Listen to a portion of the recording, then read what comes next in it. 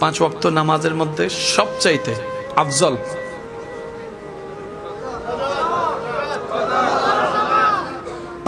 পাঁচটা জায়গায় নিয়ামতওয়ালা, কিন্তু ফজরকে একটু স্পেশাল করা হয় কেন?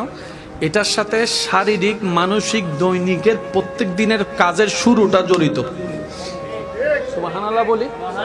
আচ্ছা, আমি আপনাদেরকে একটা কথা বলবো, যার যেটা মন চায় সেটা উত্তর দিবেন, যার যেটা মন চায়। 24 ঘন্টা বাতাস আছে না নাই? কোন টাইমের বাতাস আপনাদের কাছে বেশি ভালো লাগে?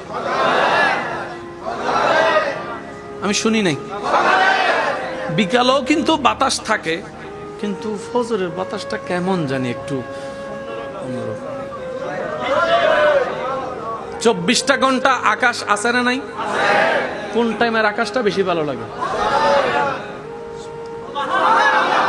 এখনো বাতাস আছে না নাই? নিঃশ্বাস নেওয়া যাচ্ছে কি যাচ্ছে না? কোন টাইমে নিঃশ্বাস নিলে মন শান্তি হয় বলেন? ফজরের নামাজটা পড়ে যখন বের হয়, রাস্তা দিয়ে যায়, হালকা হালকা মিটি মিটি আলো, সূর্য নাই কিন্তু আলো আছে।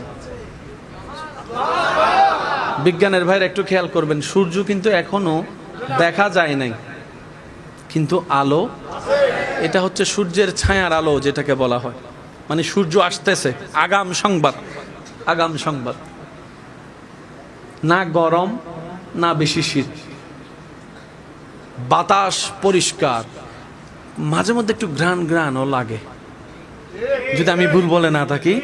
বাতাসের মধ্যে কেমন যেন একটা অন্যরকম একটা ঘ্রাণ। আর যদি রাস্তাটা হয় গ্রামের মেঠোপথের রাস্তা,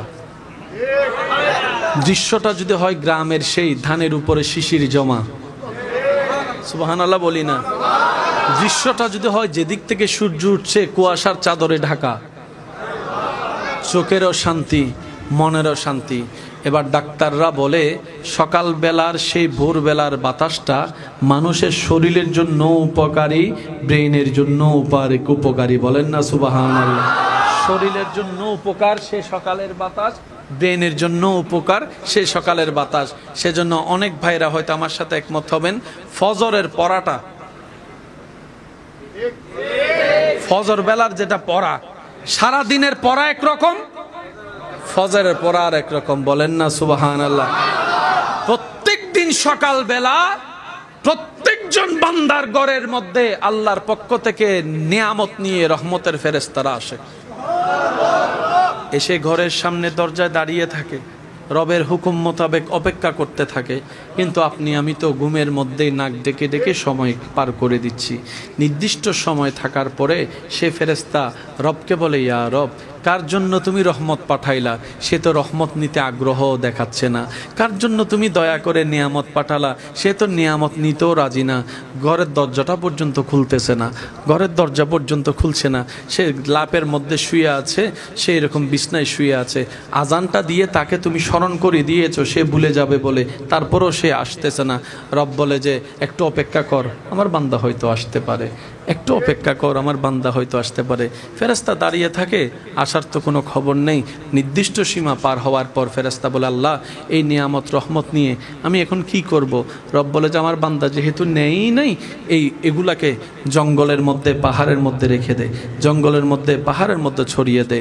সেই কারণেই জঙ্গলে পাহাড়ে দেখবেন কোনো মানুষ ছাড়াই গাছেরও অভাব নাই, ফলেরও অভাব নাই, যত্নকারী কেউ নাই, কিন্তু ফলাদির কোনো অভাব নাই। আপনার আমার ঘরের সামনে একটা আম গাছ টুকলে কত যত্ন।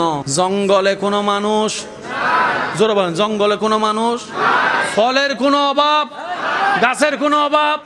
এবার গাছটারে জিজ্ঞেস করেন, আমরা এত মানুষ যত্ন নিও, আমার এলাকার গাছ এত বড় হয় না, তুই জঙ্গলে গাছ যেখানে সেখানে তো মানুষই আসতে পারে না, তোরে রুকলো কে, হইলিও কেমনে, সারও পাইলি কই?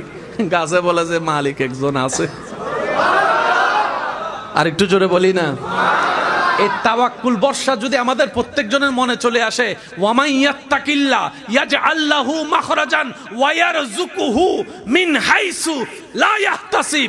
রবের ফরমান, বান্দারে তাওয়াক্কুল যদি করার মতো করতে জানোস, বর্ষা যদি আমার উপর করার মতো করতে জানোস, জগতে বলবে তোর বাঁচার রাস্তা নাই, সেখানেও আমি বাঁচার রাস্তা বের করে দিব।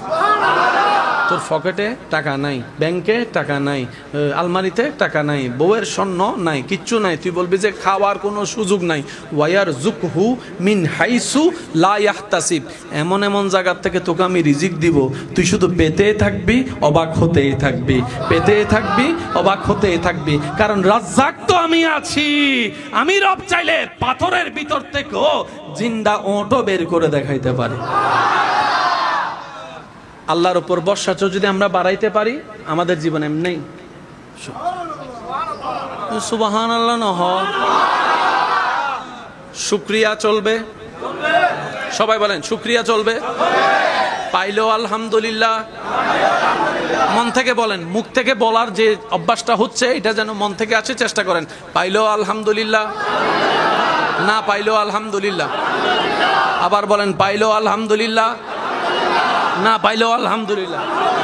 আল্লাহ দিল আলহামদুলিল্লাহ, আল্লাহ না দিল আলহামদুলিল্লাহ। সর্বাবস্থায় সবাই বলেন সর্বাবস্থায়, সর্বাবস্থায় আলহামদুলিল্লাহ বললে লস না লাভ? যারা লাভ চায় তারা আলহামদুলিল্লাহ বলার চেষ্টা করব ইনশাআল্লাহ। দ্বিতীয় নম্বর, হাঁটতে বসতে শুইতে হাঁটতে যখনই পারি ইস্তেগফার ইস্তেগফার ইস্তেগফার। যদি সেটা কোনোভাবে সম্ভব না হয়, অন্তত ঘুমানোর আগে 5 মিনিট আগে